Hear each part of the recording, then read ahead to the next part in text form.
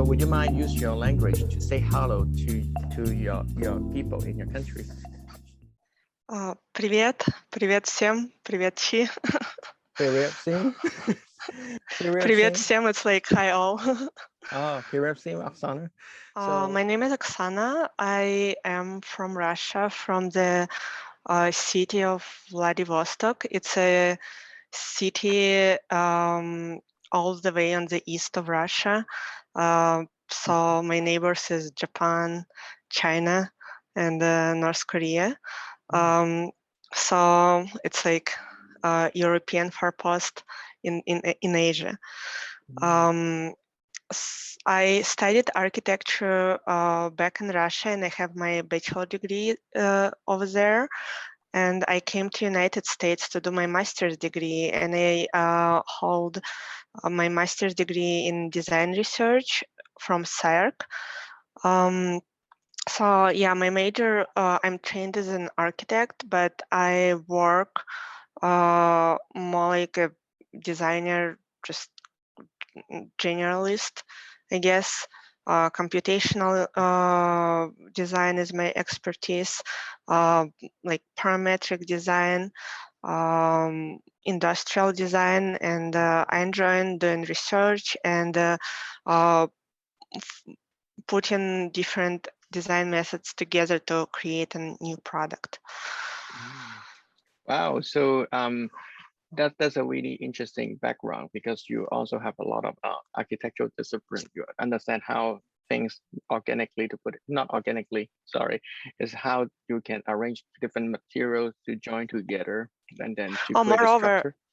Like yeah, in European and Russian tradition, architecture school is a part of engineering school, while here it's more like art, art school.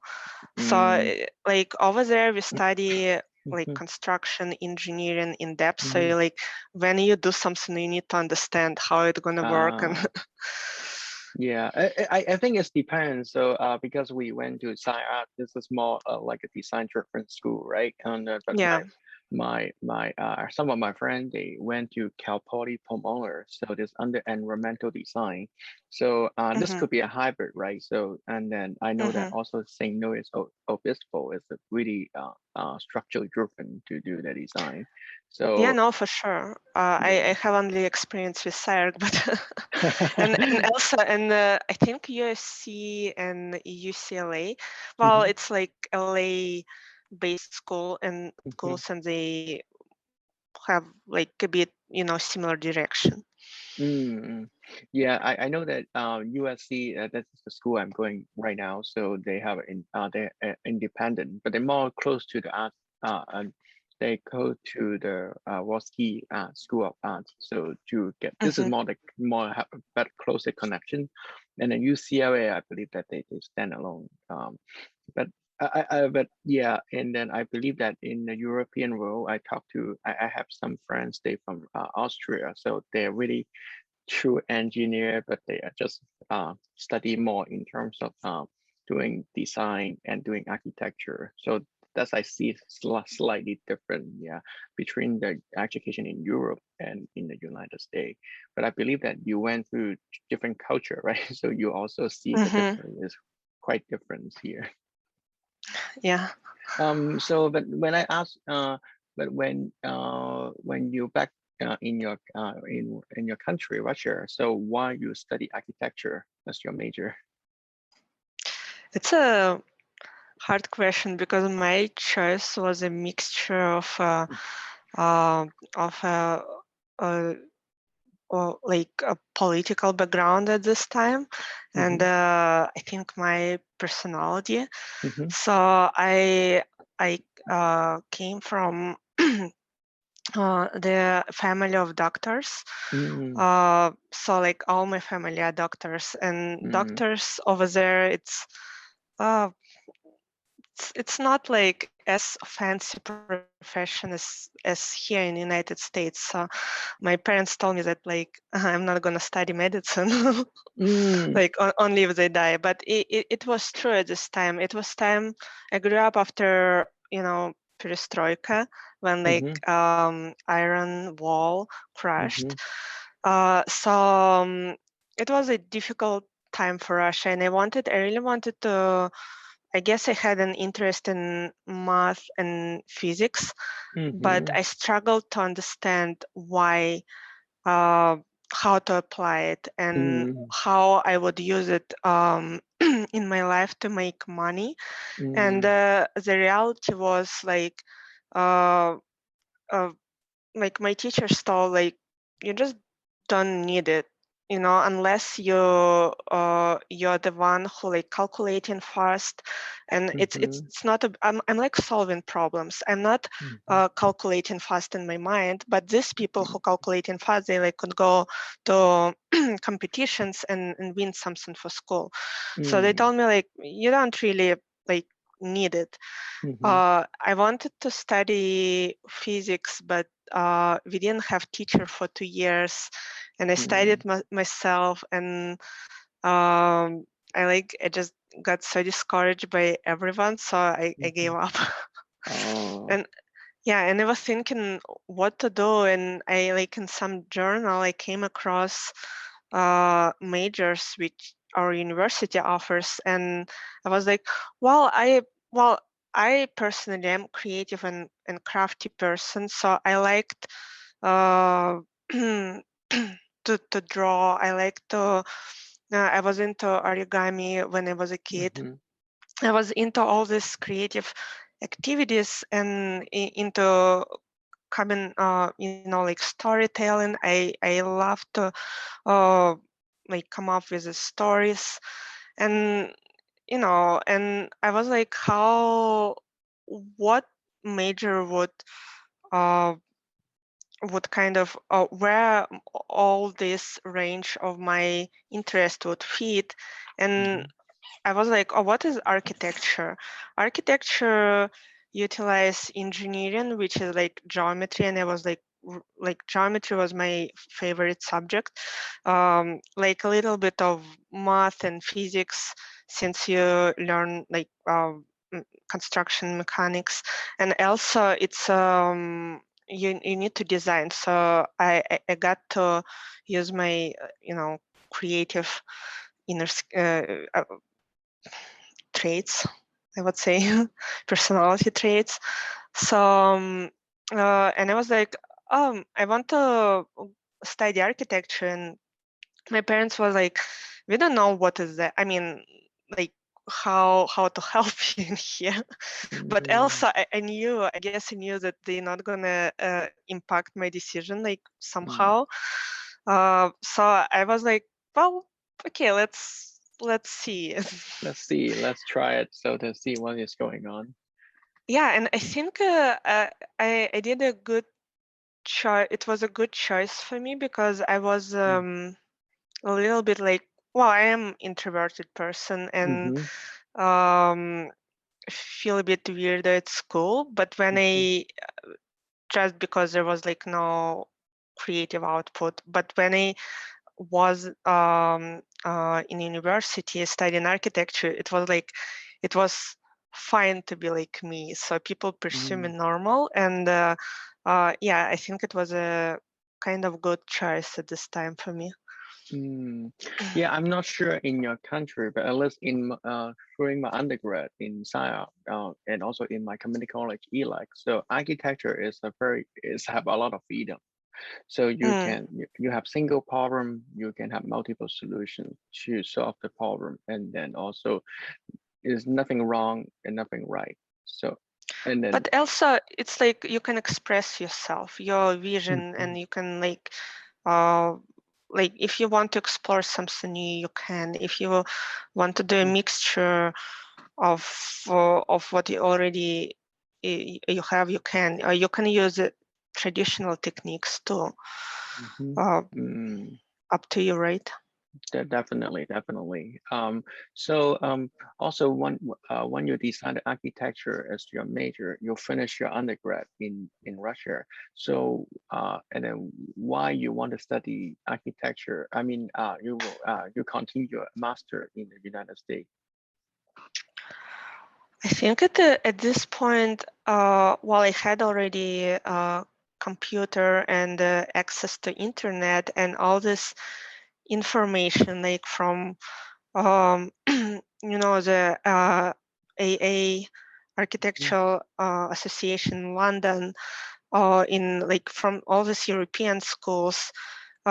They started to put it online, and also they posted in the magazines, and I looked at and while I don't want to say that my school was not up to date, but it was a little bit behind in terms of like computation. But I didn't know that computation is something new.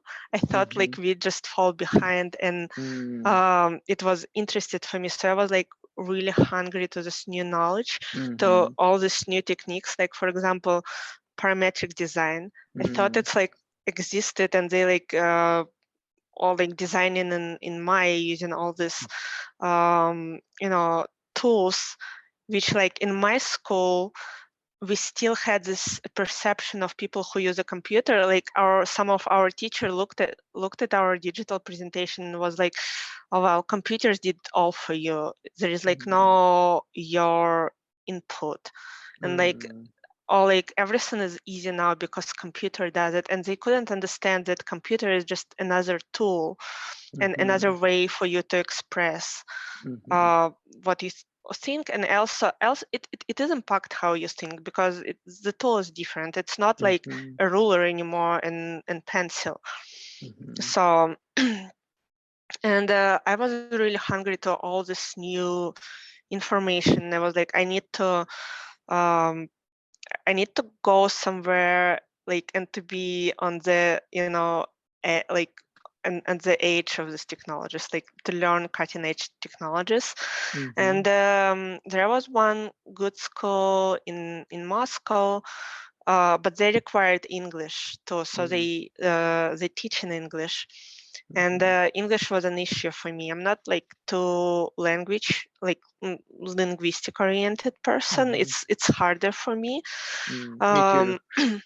So yeah, I put a lot of efforts in Russia, but it was like I just couldn't. Some people learn and they can communicate, and for me it just like I almost stay in the same level all the time. And like my English teachers was like, oh well, you need like a lot of time to learn. So I was like, I need to dedicate some time and go and find an environment where I can be a part of this English speaking environment. So try to teach it to learn it this way.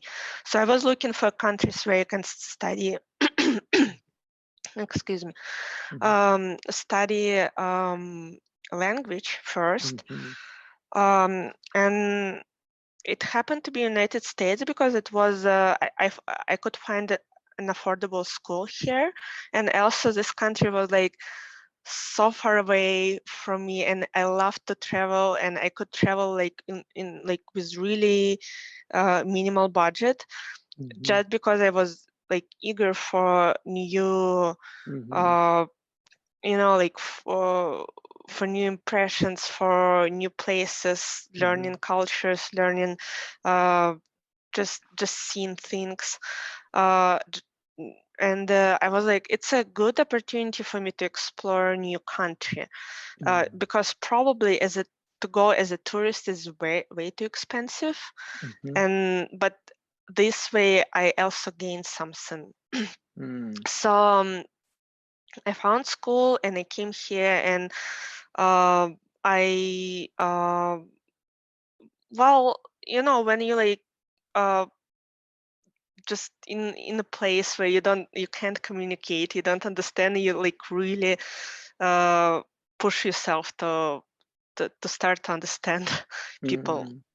So I learned English like in 2 years, and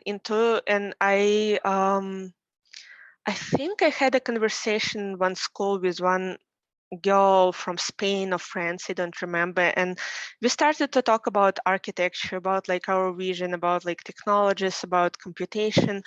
And she was like, oh, you like I'm on the other side, more traditional architecture, but you like my boyfriend. You need to check out, he like really likes SCI-Arc, you need to check out SCI-Arc. Oh. And yeah, at this point I already moved to LA from San Francisco, and I came to SCI-Arc for a tour, and I was like, wow, you can build all this structure, and they like showcased all this like structures, like these parametric walls, and I'm like, that's what I want to know, like want to learn how like possible to think like this, to do like this, and what like to learn these tools. And I decided to try to apply to SCI-Arc. I also liked Greg Lynn's studio, and I applied to Greg Lynn's studios. It's basically a tool. I even didn't like you know, apply to a lot of schools. I just like the two I got like really impressed with, and I got into both, and I picked SCI-Arc. Yeah, you know, I believe that this is the right choice for you, and then I believe the science will fit well for your personality. So I can see that when we work together, and then your skill, your talent is really work well from Sarah. So, and also, can you show us a little bit more about your application process, how you go through your application to Sarah? Oh, well, it was a long time ago. So I think there is a set of documents you need to prepare. Well, you obviously need to um, pass all language exams, like TOEFL in my case. You need to have a transcription of your diploma from from your country, if you have one. But if you don't, like, I guess from school, I'm not sure about this point, and just apply as a regular student. I don't think there was any kind of obstacles on this. Maybe only, well, they also asking for like a to show that you're financially able to afford it, and also what else? Yeah, it pretty much it. They tried also. They do their own exam, and they offer language courses in school, and they like call you and talk to you, and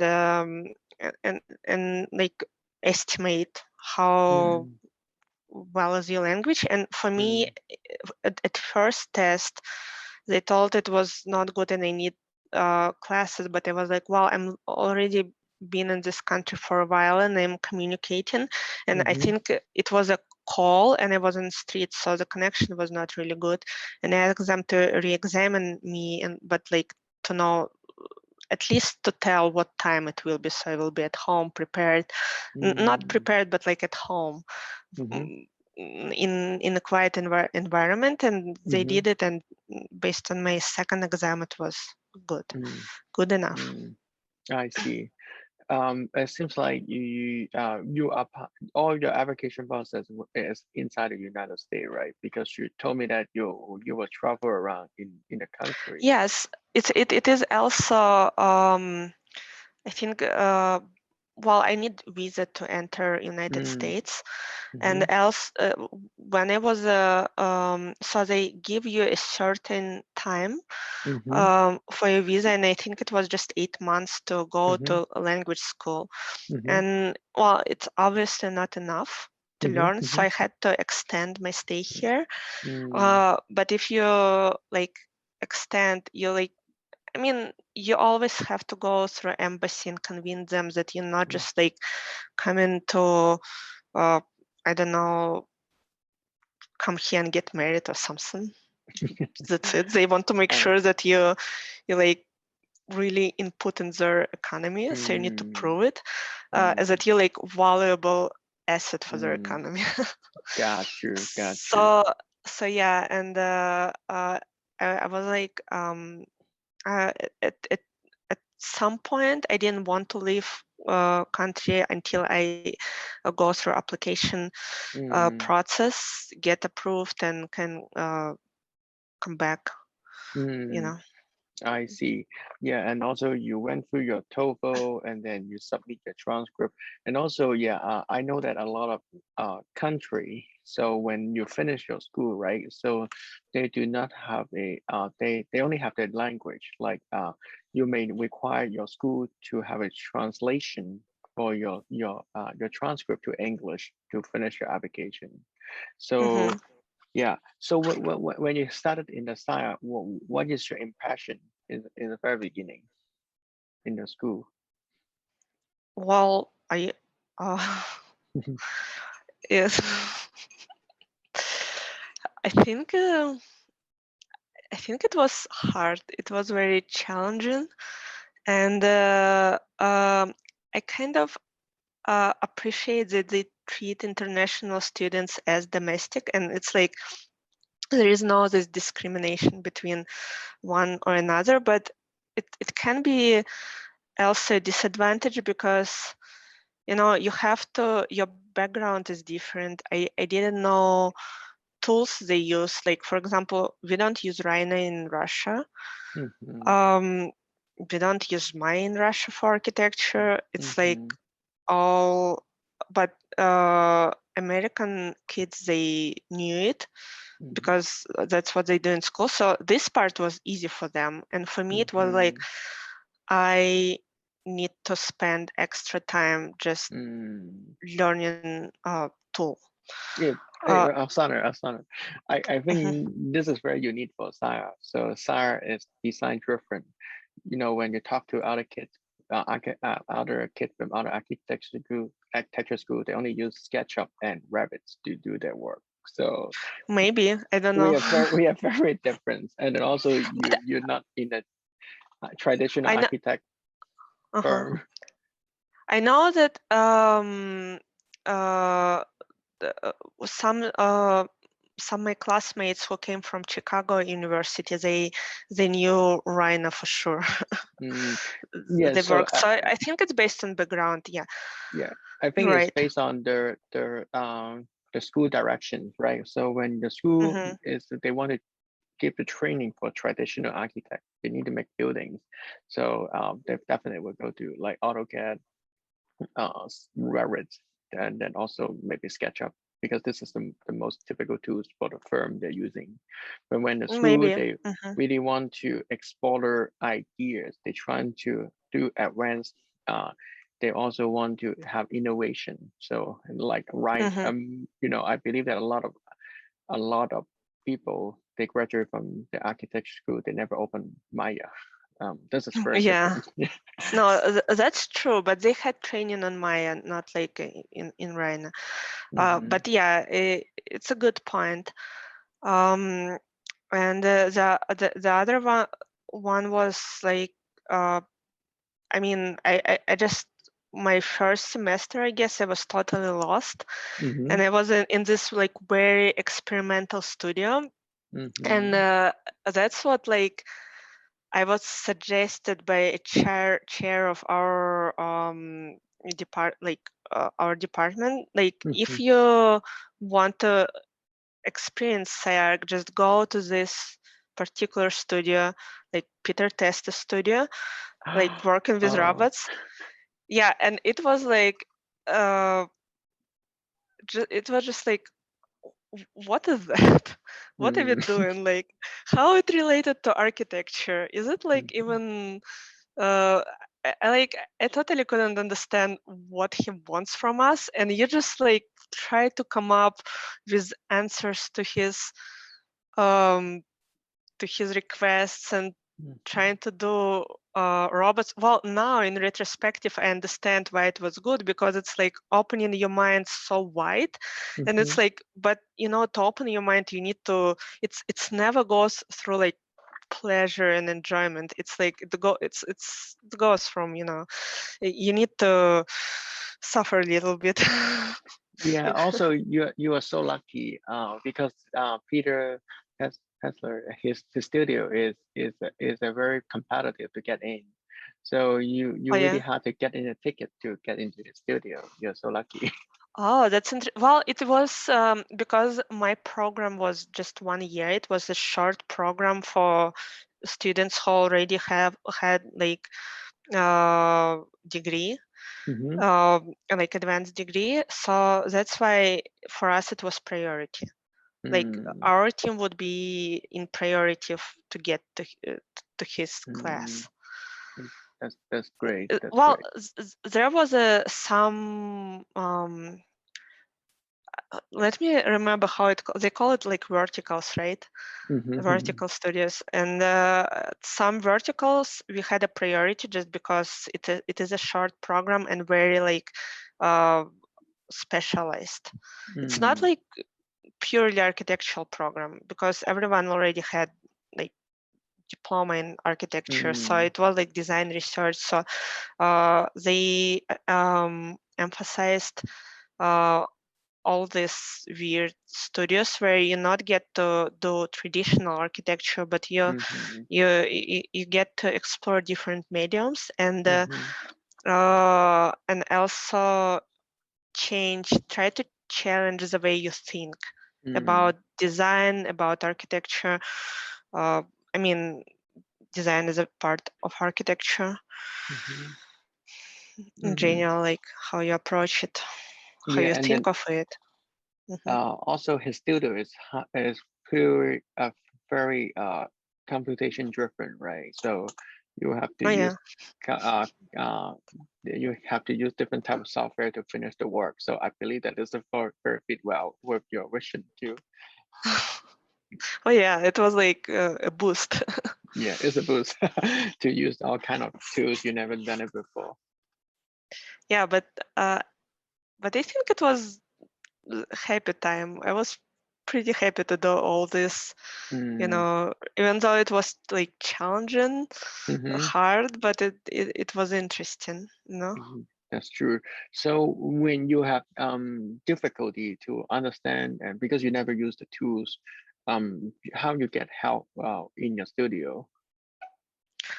Well, they divided us into teams, and supposedly, like people, the idea was that people share Mm-hmm, knowledge. They not compete within a team, mm-hmm, but they share knowledge and learn from each other.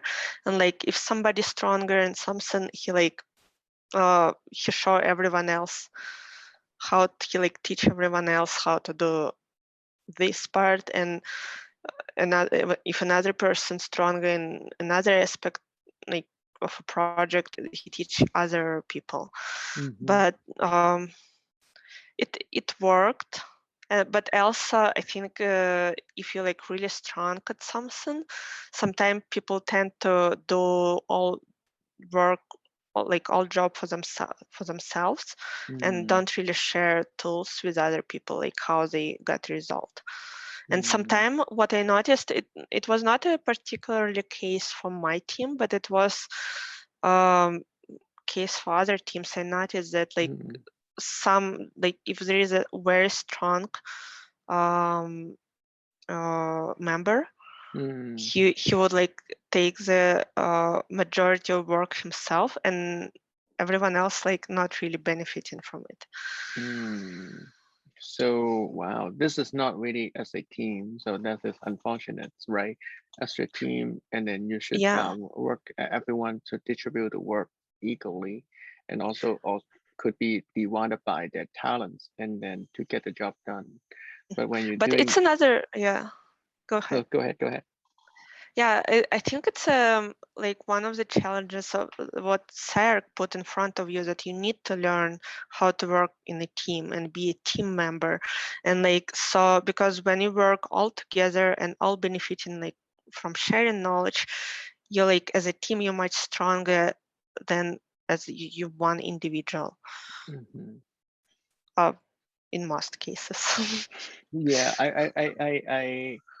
I also thinking that it's really hard to have a one man army, right? So you have to get the team to put all the effort together to accomplish a big project. I remember when we worked together, we have a project in Middle East.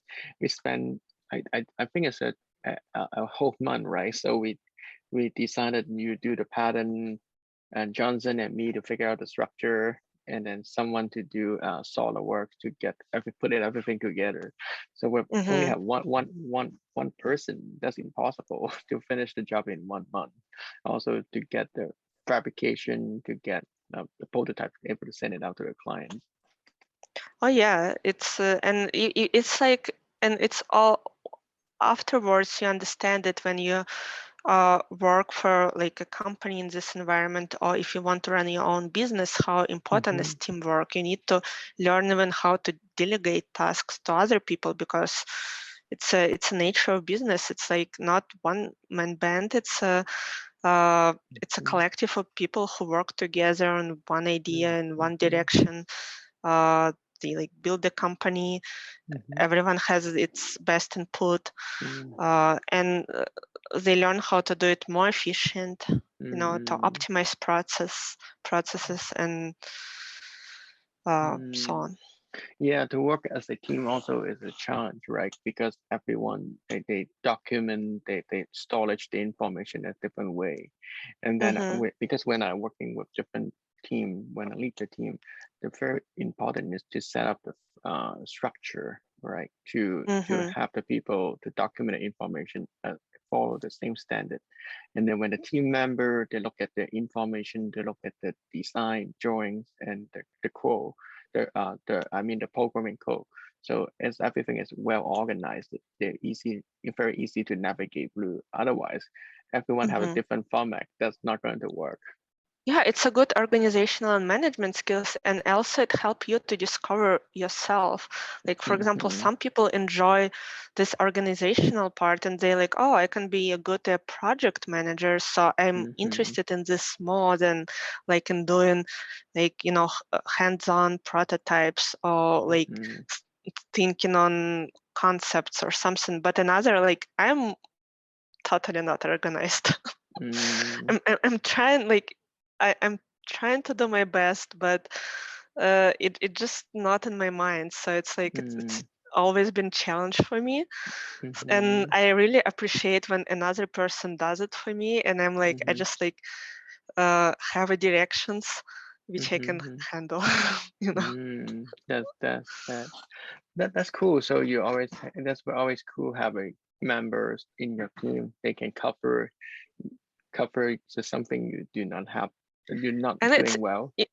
It's important to appreciate the skills too, because it's might look not important, but it is very important, like management, organization, like all this. And I have experience working in different companies, and one is like better organized than another. I mean, and it's like you feel the difference. It's like a comfort of like how like if you enjoy your work or you get distracted by like things which is not your strengths, you know. But like if company does a good job in understanding like what the people's strengths, what their weaknesses, how better to organize process, how to team up people together so they work, so they benefit each other rather than like compete or and it's all, I mean, it's kind of known that that's how the company thrives. So like organization, management, it's like as important part of whole process as like being like creative and like problem solving, you know. I see. Yeah, I agree. So as a team, you have the structure, then you can break down the problems, and then everyone can easily to bite a small portion to find out the solutions. Because when the problem is too big, right, without any structure to break down the problems, you never know where you are and then what is the step to navigate through all the challenges. So I think that and you get distracted with things you just don't want to be distracted, and you for put sure, yeah. yeah, more energy into this rather than in what you're really good at. Yeah, that's great. So that's all you learn from your school. I mean, in SCI-Arc, that's really amazing. Besides the design, the technique also you understand through how to using some kind of organizational technique to break down the projects to make it more easily to accomplish the projects. So when you finish your school, what is your transition from your school to your actual career in the United States? Well, I had only 1 year. Well, as an international student, it's very different with like domestic students who can. I know a lot of my peers. They just like took time off, to rest, to enjoy the life, to think about what they want to do, to find a better position. And I was advised like not to take something first to came to your radar, but maybe start, in architecture there is a practice to start with free internship for the company you really like and admire. Try to stay there, or even like you can't stay there, you will have it in your portfolio, you learn from this and you go to other companies, or you understand better what is your role in a team, in a company team. But for me it was completely different, and this advice just didn't work, because I had to decide for myself if this is just 1 year internship, or I try to find a job here which is interested in my skills and can like sponsor me staying here. So I started to apply right away, like I did my portfolio, and honestly, like SCI-Arc not quite helping with that. Well, first of all, they didn't have a career center. Second, it's like you live in like school so confused. It's all like in your disciplines, like all new knowledge you have, and you don't you look at all what market offers, and you just like how it's related. Like in traditional companies, traditional architectures, the architecture, corporations, and what you like learn, you just need time to rethink how you can use, or how you can use it, or do you want to use it. But obviously you don't want to say like, oh, I just like wasted. I mean, you didn't waste time. You didn't learn only skills, but also the way to think. And it is really hard. You lost. You like all alone in this market, and all what you get, it's offered to get a free internship, especially because you're foreign student, and you see that companies they didn't develop this trust. They don't know who you are, they don't know your school, they don't know your background, they don't know like maybe it's like third world country and it's good, this school good for them, but it's not good enough for us. Or is it like what a specialist coming out from the school? So for them, like all what I did in Russia, it's like I met only one person, and it's eventually was a company who gave me internship. And the person who interviewed me, he was from Bulgaria, originally Hungary. I don't remember exactly, but from one of these post-Soviet Union countries. And he was like, I know like Soviet Union school, and he really looked at my like undergrad portfolio, and he's like, I'm not that interested into in SCI-Arc because it's all unrealistic and not related to actual job, but I'm really interested in your undergrad. And it's like, and I can see that you have a good base.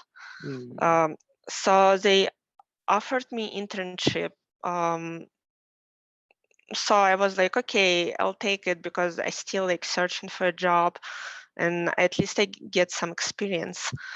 So I started to work for them, but after that, like Things Plus found me. I'm not sure if you're allowed to say like a company names here. I think that that's fine. Yeah. Also, the company is no longer called Ceiling Plus anymore. Yeah. So, well, the company we worked together, and they offered like a decent compensation, and they told that they will sponsor me, and well, there was like something like the choice was obvious because I couldn't afford like free internship or just like hanging out in the United States and being like, oh, I just didn't have a source of income and I really needed to find it.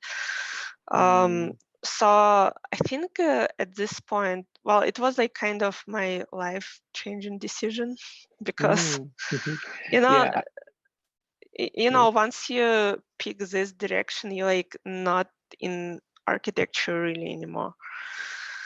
Yeah, I had I the mean, same feeling too. Yeah. I when I first graduated, working in an architect firm for 1 year, I worked really hard.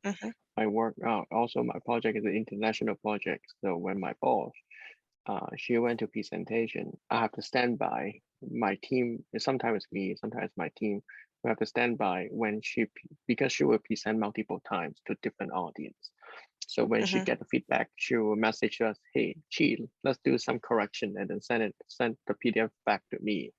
So this process I went through about a year. So and then when I have my annual review, and then I found that the it's too high for me to reach to the next level. I have to make some changes. Then I know Johnson's. He working in the company. It's really fun. Do all kind of parametric, and then I make a really hard decision. I have to try something new. Then we I quit my job, and then I moved to Ceiling Plus to do all kind of parametric study, and also to meet the team to do some development. And I still remember the day Johnson and me to look at your resume. And then I thought, wow, that is cool. And then yeah, because our team was so new at this time, we only have two person, Johnson and me, to get more people to I think it was the best part, and I kind of when I remember these times, I'm like, it was like we had a really good team. Like team, I mean, I know there was some, like in all teams, maybe some little misunderstandings or something, but and like to start something new and to be in a company who like open to new things, and you get to be the one like a pioneer. I think it's also really precious experience. Yeah, it's very rewarding. Yeah, I remember when I was in a team, and then we can do great projects, right?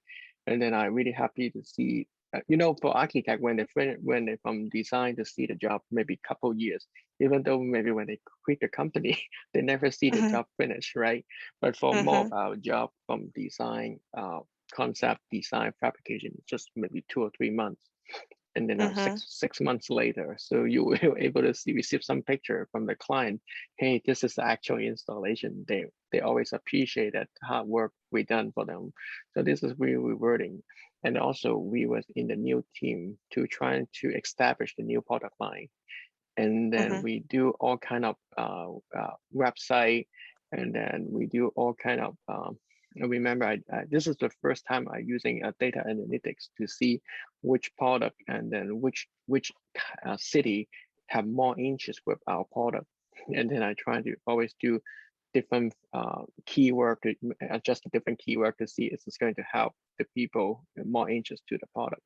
And also we do a lot of trade show, right? So we went to a different city, and then we went to fun. Washington, we went to New York, and then what else? And then I do not remember now. So, and then San that was really Francisco. fun. Yeah. San Francisco, yeah, and then LA as well, right? So we went to LA. And at the end, I have a chance. I also can go to Canada. I go to Canada to see different factory as well. So this is very rewarding. So for me to have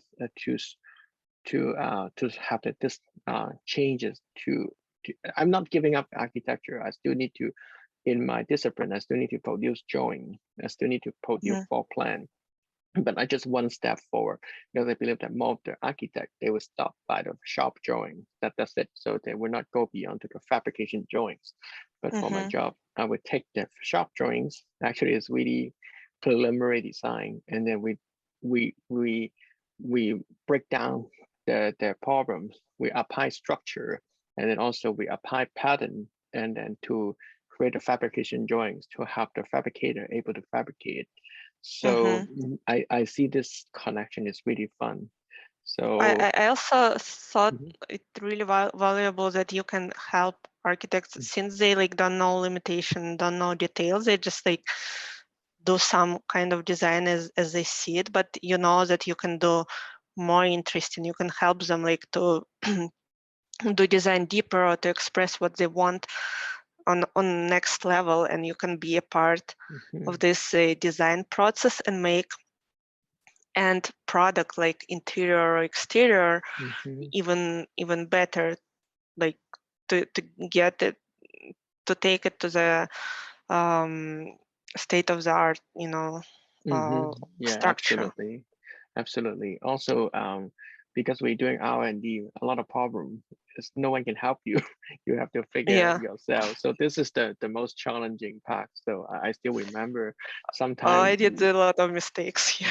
No, not a mistake. You know, you just need to try to understand what is the better way to get the result happen. And then I remember when we're trying to figure out a whole pattern. So we have to figure it out, because the pattern is too big and a single file cannot to make it happen. So we have to see different technology. But right now, I believe that the computer is much more faster, should be more easier to handle the geometry now. But I also like, we're waiting for this automation to help, but automation is not on this level of like what the company needed. So like computers cannot do everything. We still need people who can see and who can estimate how is it right or wrong. Is it looks right, or is it something wrong? You know? Yeah, of course, because we can do all the calculation, we can produce drawing, but at the end we still need to communicate to the fabricator. The fabricator, they never go through the architecture engineer training. They're just able to operate a machine and then to put the stuff together.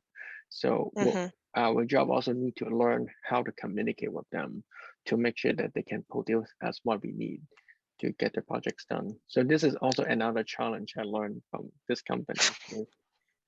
Yeah, and then I remember when I first I put the design, I put the drawings together. So okay, so this is a really good example that's on top of my mind. So one time, and then one of my I think it's the director of engineers, he came to me and asked for me, this panel need to be scaled 10% smaller. All right, so for me, I think that I will do scale, then 0.1, enter, done, right? And then but he told me that no, gee, this is not right. You need to offset certain distance to make the surface area smaller. And then for me, oh my gosh, how come I need to do this such very tedious method. When you scale 10% of geometry, it's about the same. But I know that the geometry, because I'm using this technique, the size is the shape is slightly different.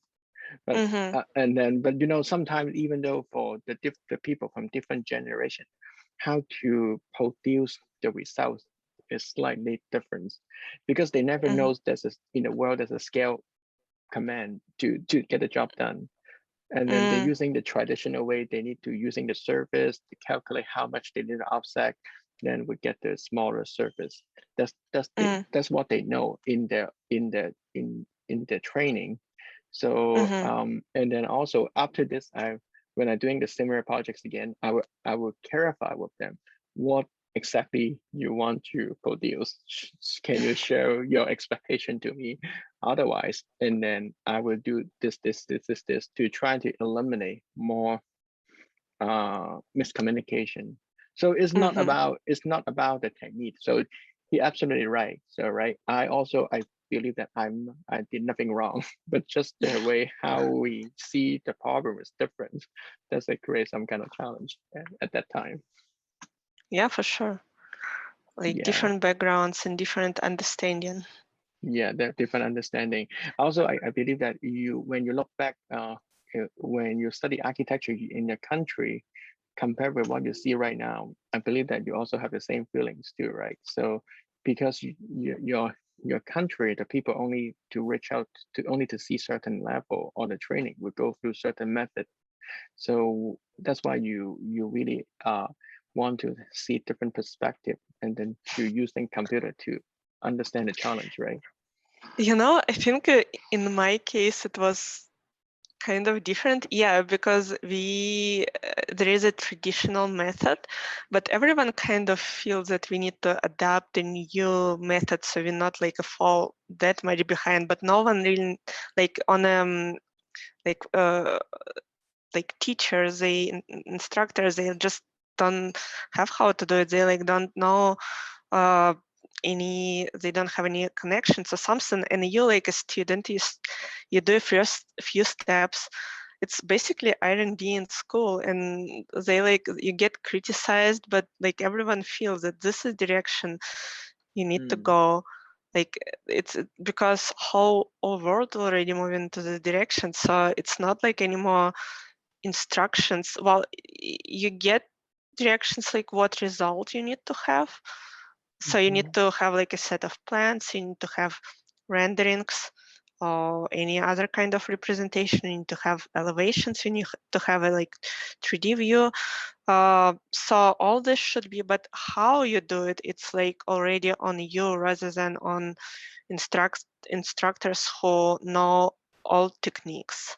And often when you do something like crazy in terms of like 3D geometry, you see the gap that like for them it's something not familiar, and you really need to do your research to prove that it's a buildable structure. So like you really need to go to maybe websites like to read information and to say like, well, these people did it, these people did this research, or this like in this school they did this research. Most of the time you don't fully understand it, but you're like, well, they build it.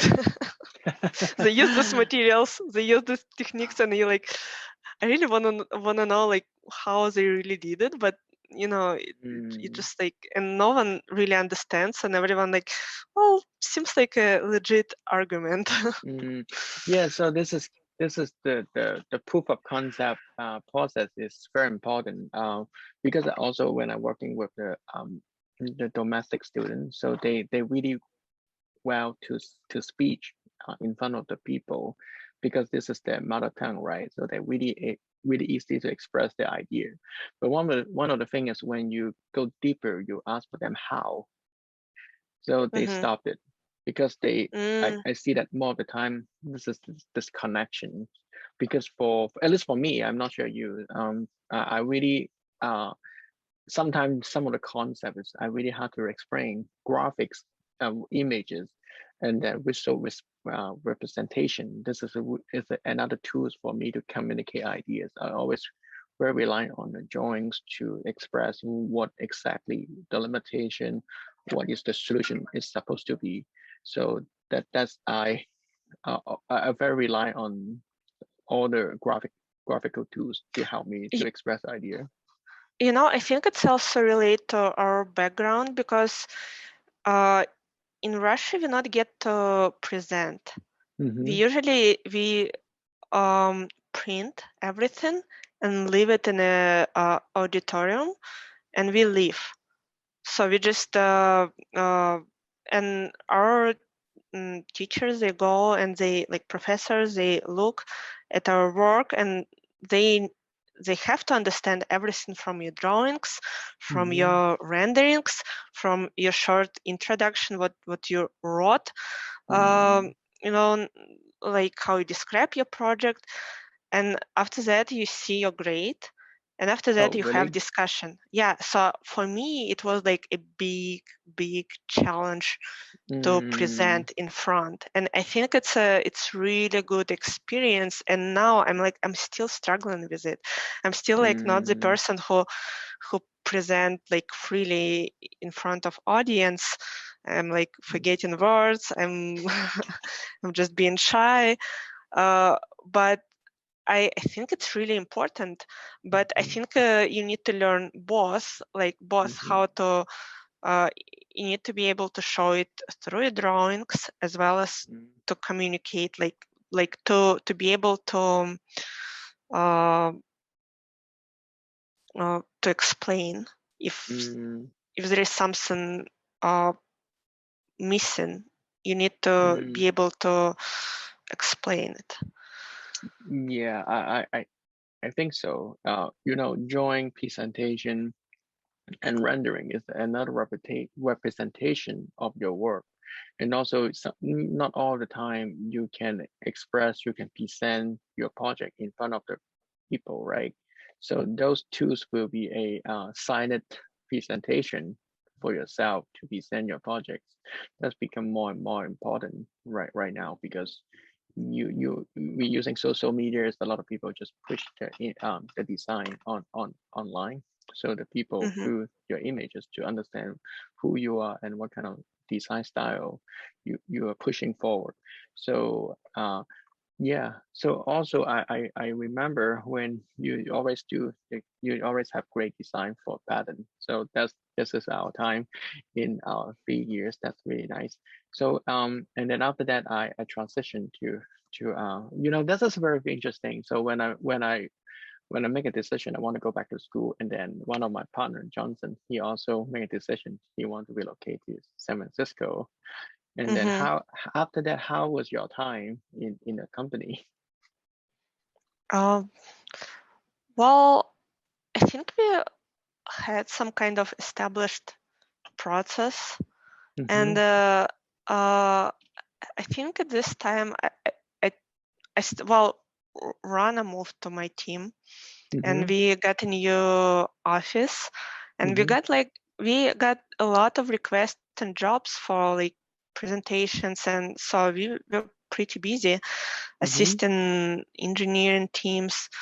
But I think what I was liking at this time is like this management and organizational skills, and that's where I started to feel that I'm like struggling with it. I can communicate with clients, I can push forward some design, I can like suggest, I can do all this part, but like to be very organized like a team, and like I needed some help, and also it was a new department like R&D, and I think we started to look for new people.